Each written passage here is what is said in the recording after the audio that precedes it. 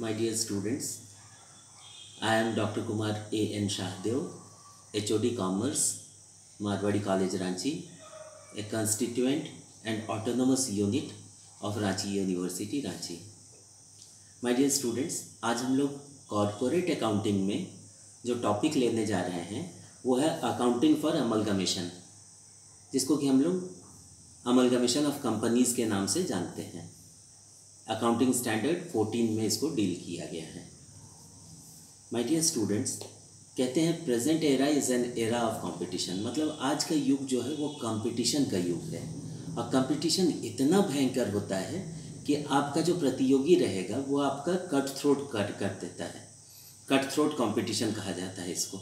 इसीलिए कंपनीज अपना रिसोर्सेज को बर्बादी से बचाने के लिए बिजनेस कॉम्बिनेशन बनाते हैं, और इसी के अंतर्गत ये आता है। कहते हैं at present only that business can move ahead on way of progress which is financially strong and have the desired resources at its disposal. अगर एक कंपनी फिनेंशियली बहुत मजबूत है, आर्थिक रूप से बहुत मजबूत है, और उसके पास उसके डिस्पोजल में, उसके फ्री हैंड में अगर डिज़ायर्ड रिसोर्सेज हैं, संसाधन सम पर्याप्त मात्रा में है, तभी वो सरवाइव कर पाएगा, तभी वो डोमिनेट कर पाएगा बिजनेस एरेना को, मार्केट को।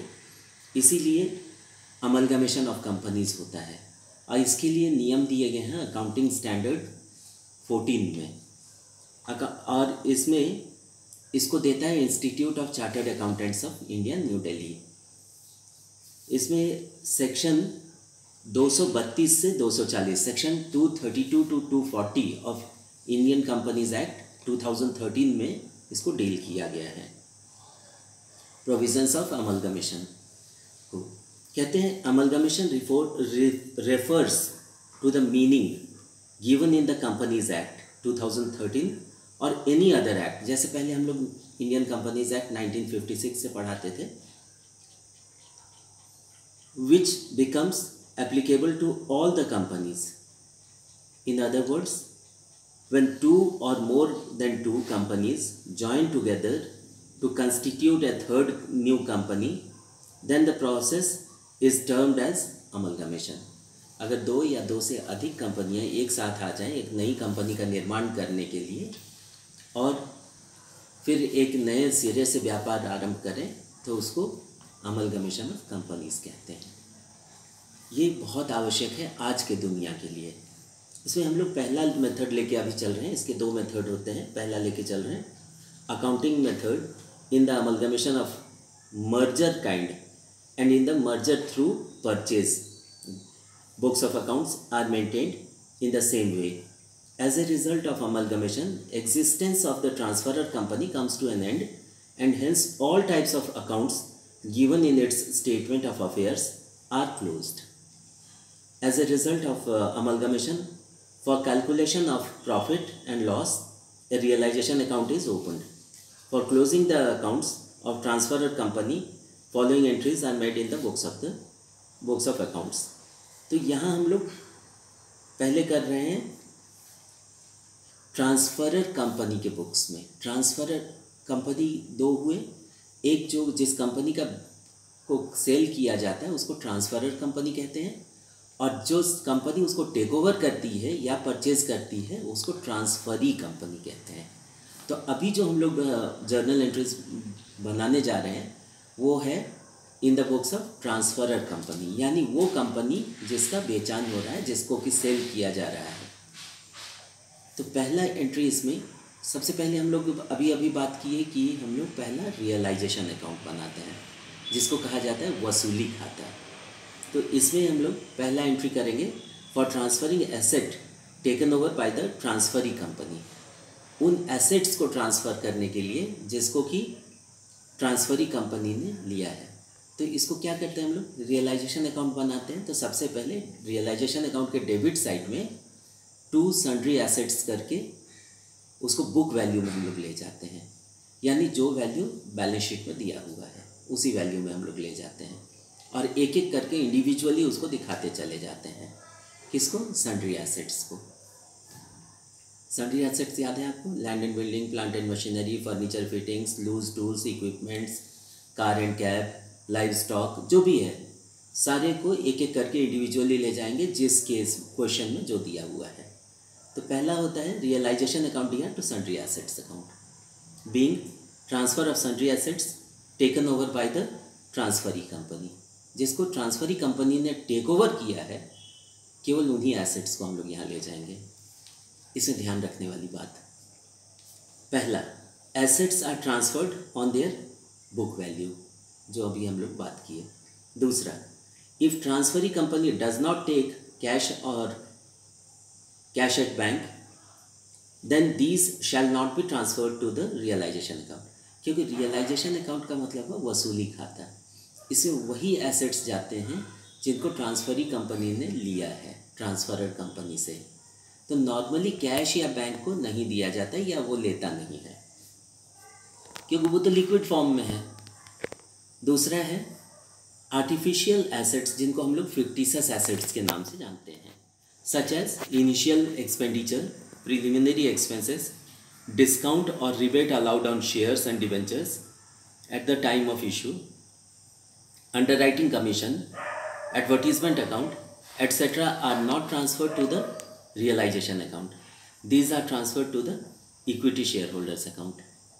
ठीक है, जो हम लोगों का इस तरह का नेचर का है फिक्टिशियस एसेट्स, उनको हम लोग नहीं ट्रांसफ़र करते हैं रियलाइजेशन अकाउंट में, और इसको सीधे सीधे ले जाते हैं शेयर होल्डर्स के अकाउंट में, इक्विटी शेयर होल्डर्स के अकाउंट में। नेक्स्ट है इनविजिबल एसेट्स, जिसको कि हम लोग इंटेंजिबल एसेट्स कहते हैं, जिसको आप देख नहीं सकें, छू नहीं सकें, पर महसूस कर सकें।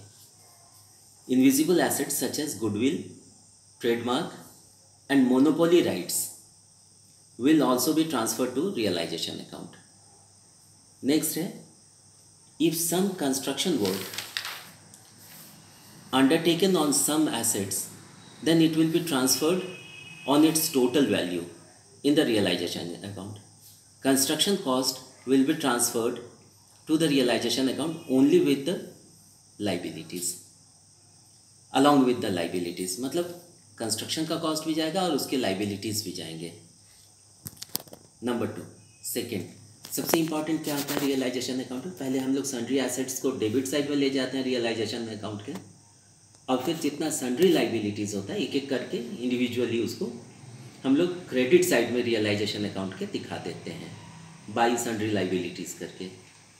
तो यहाँ पे इसका एंट्री होगा, journal entry, sundry liabilities individually account दिया टू रियलाइजेशन अकाउंट, इंडिविजुअली एक एक करके, being transferring sundry liabilities taken over by the transferee company. इसमें ध्यान देने वाली बात, liabilities are transferred at book value, वो तो याद होगा। Debentures and outside liabilities will be transferred only if the transferee company has accepted them. Debenture को या आउटसाइड लाइबिलिटीज़ को हम लोग ट्रांसफ़र करते हैं ट्रांसफरी कंपनी में अगर वो टेक ओवर किया है तब। नेक्स्ट है reserved profits such as credit balance of profit and loss account, general reserve, dividend equalization fund, capital reserve etc. are not transferred to the realization account क्योंकि इसको सीधे सीधे हम लोग शेयर होल्डर्स के अकाउंट में ले जाते हैं। ये तो अनडिवाइडेड प्रॉफिट है या अनडिस्ट्रीब्यूटेड प्रॉफिट है। नेक्स्ट है in case of any fund indicating some liability then it is transferred to the realisation account. अगर कोई भी फंड जिसमें लाइबिलिटी इंडिकेट कर रहा है तो उसको हम लोग रियलाइजेशन अकाउंट में ले जाएंगे। नेक्स्ट है थर्ड है परचेज कंसिडरेशन। ये बहुत इंपॉर्टेंट होता है क्योंकि परचेज प्राइस, सारा बिजनेस तो इसी के ऊपर डिपेंड करता है, ट्रांजैक्शन इसी के ऊपर डिपेंड करता है। और एक बात याद रखना पड़ेगा कि बिजनेस का रूल है win win combination. Win win combination मतलब अमलगमेशन में दोनों पार्टी को ये महसूस होना चाहिए कि दोनों को लाभ हो रहा है। पहला पार्टी भी ये महसूस करे, दूसरा पार्टी भी ये महसूस करे, तब ये बढ़िया से होता है काम। तो फॉर परचेज कंसिडरेशन हम लोग क्या करेंगे, transferee companies account year to realisation account, by transferee company करके जो परचेज कंसिडरेशन मिल रहा है उसको रिकॉर्ड करते हैं हम लोग रियलाइजेशन अकाउंट पर, being the purchase consideration agreed upon या रिकॉर्डेड। फिर है for necessary purchase consideration, for receiving purchase consideration, मतलब जब प्राप्त होता है परचेज कंसिडरेशन या परचेज प्राइस, तब क्या करते हैं हम लोग, जिस रूप में मिल रहा है, अगर कैश में मिल रहा है तो बैंक अकाउंट ईआर, पूरा अगर कैश में नहीं मिल रहा है तो bank account ER, shares in transferee companies account ER to transferee companies account, जितना मिला ट्रांसफरी कंपनी में जिस रूप में, कैश के रूप में, शेयर्स के रूप में, उसमें इक्विटी शेयर्स भी कुछ हो सकता है, कुछ प्रिफरेंस शेयर्स भी हो सकता है, उसको दिखाना है। Being the purchase consideration received, कहने का मतलब है कि एकदम साफ दिखना चाहिए कि कहाँ ट्रांजैक्शन क्या हुआ है।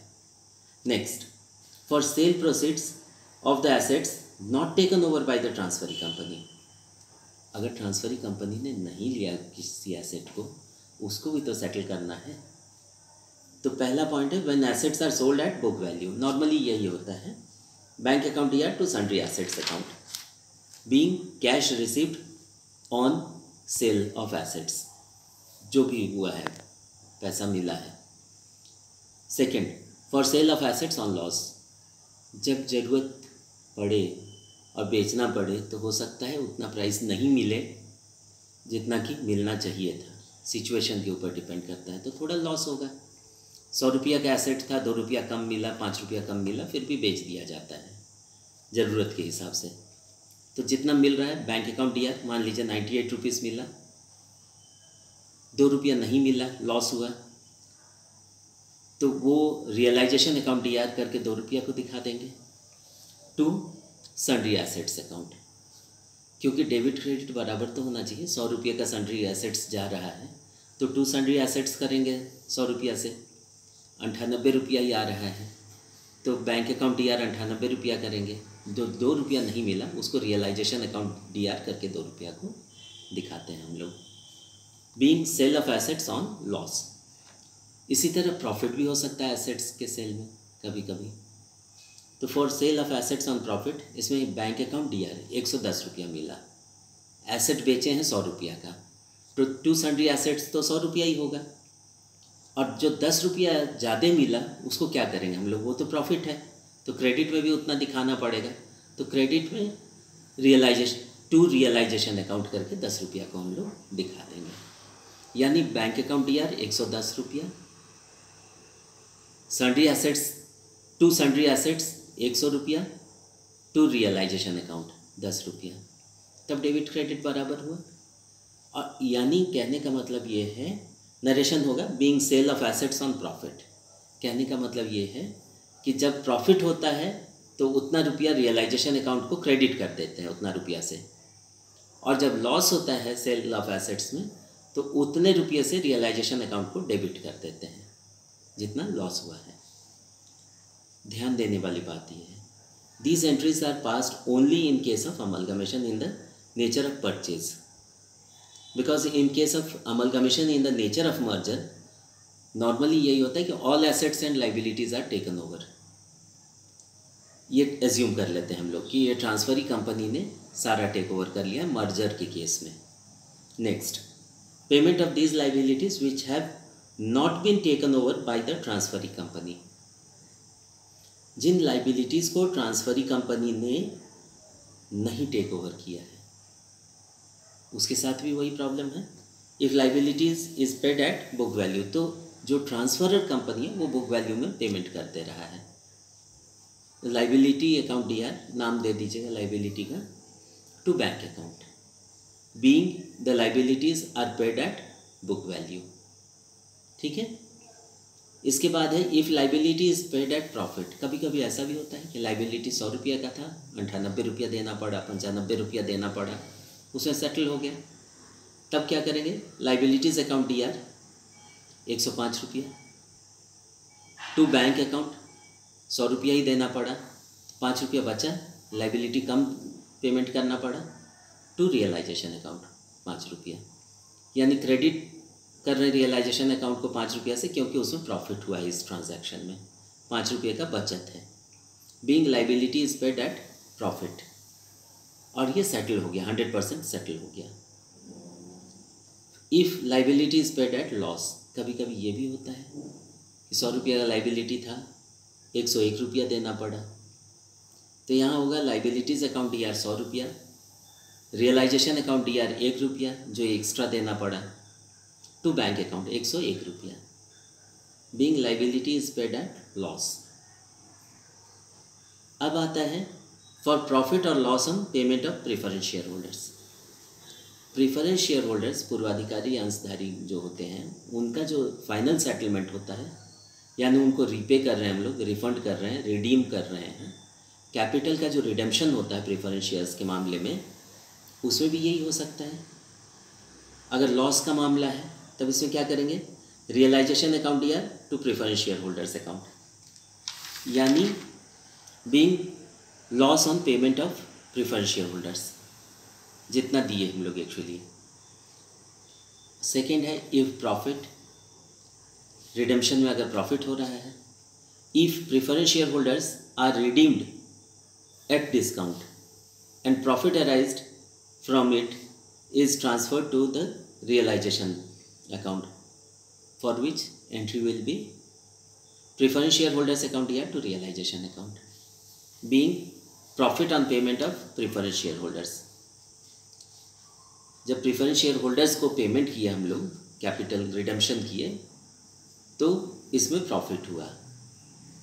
फॉर नेक्स्ट एंट्री होगा फॉर रियलाइजेशन एक्सपेंसेस, जैसे कॉस्ट ऑफ डिसोल्यूशन होता है तो उसमें भी हम लोग रियलाइजेशन में उसको दिखाते हैं। इसी तरह यहाँ पे रियलाइजेशन एक्सपेंसेस कुछ हो सकता है, अमलगमेशन के मैटर में भी कुछ ना कुछ तो होगा ही, तो उसमें हम लोग क्या करते हैं, for realisation expenses when it is paid by the transferor company, यानी जो सेलिंग कंपनी है वो अगर पेमेंट कर रहा है तो रियलाइजेशन अकाउंट या टू बैंक अकाउंट, इतना पैसा गया उसमें, being the expenses of realisation paid. Next entry होगा when realisation expenses has to be paid by the transferee company but paid by the transferor company, दिया जाना था ट्रांसफरी कंपनी के द्वारा पर दिया ट्रांसफरर कंपनी ने। पहला point, when expenses are paid, transferee company account या to bank account, being realisation expenses is paid by the transferor company. अब ये मिल जाएगा when amount is realise from transferee company, तो पैसा आ रहा है इसलिए बैंक अकाउंट दिया टू ट्रांसफरी कंपनी, देने वाला बैंक अकाउंट दिया to transferee companies account, being the amount realized from transferee company account. Under this case, entry for realization expenses may not be passed, क्योंकि सीधा सीधा हम लोग पेमेंट किए, वो मिल गया वापस। नेक्स्ट, अब जब सब कुछ सेटल हो गया तो ये रियलाइजेशन के प्रोसेस में आइदर प्रॉफिट होगा या लॉस होगा। तो अगर इस पूरे प्रोसेस में प्रॉफिट हुआ है तब हम लोग क्या करेंगे, प्रॉफिट ऑन रियलाइजेशन के लिए एंट्री रियलाइजेशन अकाउंट या to equity share holders account. आप देखिए जब रियलाइजेशन अकाउंट बनाते हैं तो अगर एंड में क्रेडिट बैलेंस आया, क्रेडिट साइड बढ़ा, तो डेबिट साइड को उसको कैसे बैलेंसिंग करते हैं, to profit on realisation transfer to equity share holders account. तो शॉर्ट में इसको हम लोग करेंगे रियलाइजेशन अकाउंट या to equity share holders account, being profit on realisation transfer to equity share holders. लेकिन कभी कभी क्या होता है, वाइस वर्सा होगा, इसका उल्टा होगा, लॉस भी हो जाता है किसी कभी कभार। इसका मतलब डेबिट बैलेंस बढ़ गया प्रॉफिट रियलाइजेशन अकाउंट का, तो डेबिट साइड अगर बढ़ गया, डेबिट बैलेंस आया, तो उसको हम लोग रियलाइजेशन अकाउंट के क्रेडिट साइड में ले जाएंगे लास्ट में, यानी loss on realisation by loss on realisation transfer to equity share holders account. इसके लिए शॉर्ट में हम लोग एंट्री पास करेंगे इक्विटी शेयर होल्डर्स अकाउंट या to realisation account, being loss on realisation transfer to equity share holders account.